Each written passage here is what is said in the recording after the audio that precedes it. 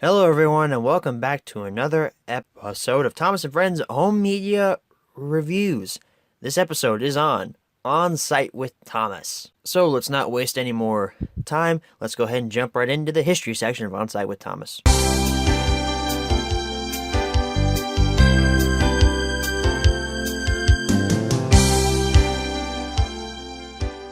So On Site with Thomas only had one release date back in 2006. It was only released on DVD, obviously, because as mentioned last week, there is no more Thomas on VHS anymore. It's dead. VHS is RIP at this point. It is 6 feet under. It is in the ground. So let's go ahead and jump right into the close-up section of On Site with Thomas.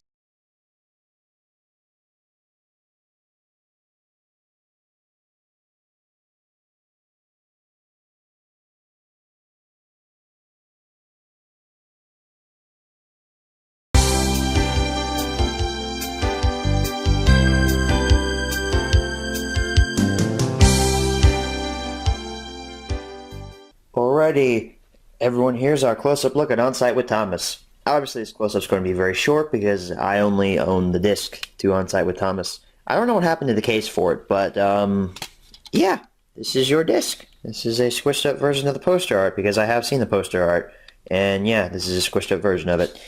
You also saw a picture of the poster art in the history section of this video. So that's your close-up look at On Site with Thomas. Wow, it's really short. It's only clocking in about 30 seconds. So let's go ahead and transition into our menu tour of On Site with Thomas, which hopefully will be longer. Hello, I am Sir Topplehead, and this is Thomas.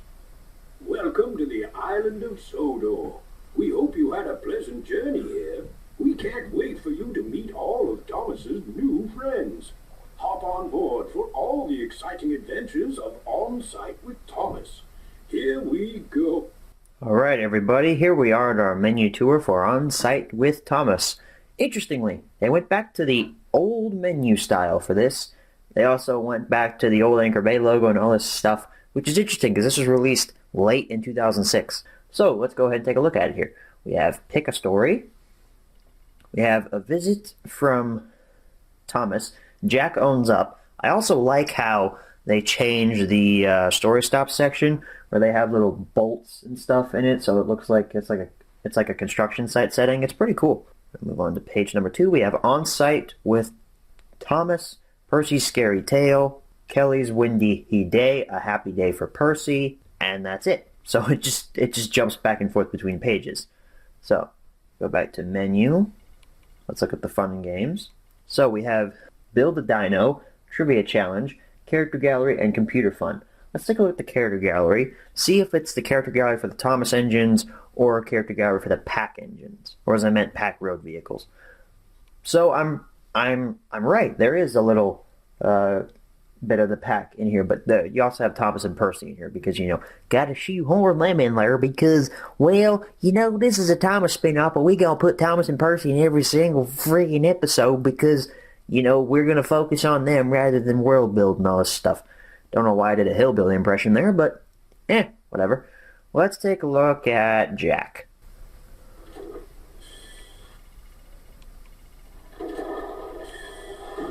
Jack is the friendliest front loader the island has ever seen. Jack loves his job so much and is so eager to please that he often takes on tasks he probably shouldn't. Check out the time when Jack had to be reminded of the quarry motto, safety first.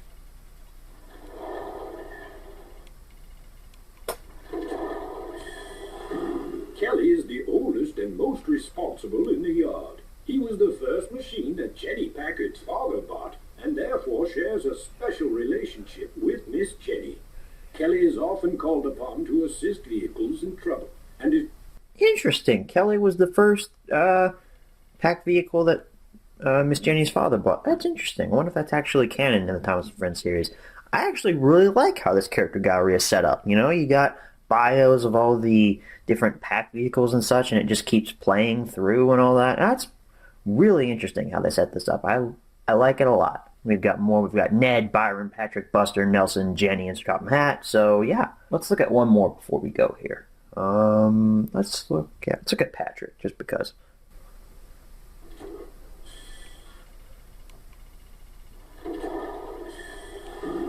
Patrick the cement mixer knows all there is to know about cement. He is older and has a lot of experience in construction, which sometimes makes him a bit boastful. He is kind, though, and likes helping the younger, less experienced machines. So that's Patrick. So let's go ahead and whenever this decides to give us our menu back, let's go ahead and go back to the main menu. And let's look at the sing-along songs. They are Engine Roll Call and the Work Song, which the Work Song sounds like a communist propaganda song, but that's just me. We also have a read-along. Let's take a look at what that is. Down at the Docks. Hey, I had this book as a kid. Pretty cool that they included it here. This is also what the aquarium cars were based on. So that is our menu tour for On Site with Thomas. Let's go ahead and head on back and answer the 5 main questions as always. Alright, so you're back from the close-up. Now it's time to answer the 5 main questions as always. Number 1, where can you pick this product up? Basically any online retailer. Maybe you'll find it in stores. I actually found the 2-pack with this and Thomas's Trusty Friends about a year ago in a Walmart. I didn't pick it up because I already owned them both, but it was kind of cool to see that in person. Number 2, is this product still being printed nowadays? No. Number 3, should you pick this product up? Is there even a question? Am I going to not recommend the pack series? Of course I'm going to recommend the pack series. It's pretty gosh darn good. I don't think that all the episodes are particularly riveting, particularly Percy's Scary Tale and a couple of others, and some on Thomas's Trusty Friends that, I don't know, they're not that great, but they're also not bad either. They're just average. But honestly, the pack series never really had a bad episode per se. And personally, I think the pack is the best part of Season 7. Yes, I regard the pack as part of Season 7 because it was filmed around the same time. It has the same video quality because obviously it was filmed around the same time. So I consider it part of Season 7. I know it's a spin-off series, but in my own personal mind, I consider it to be one with Season 7. And to me, it's the best part of it. Shh, don't tell anybody I told you that. Number 4, where should you pick this product up? Same answer as number 1. And number 5, what price should you pay? Well, there's really only one copy I can give you a price point for. $5. That's what this is worth, pretty much. So that's the HMR for On Site with Thomas. We will be back next week with Come Ride the Rails. And this kicks off, I believe this kicks off 2007. Maybe. I'm not sure. It might be the end of 2006 now that I think about it. Well, we'll find out next week, won't we? So I want to thank you all for watching, and as always, good night, everybody.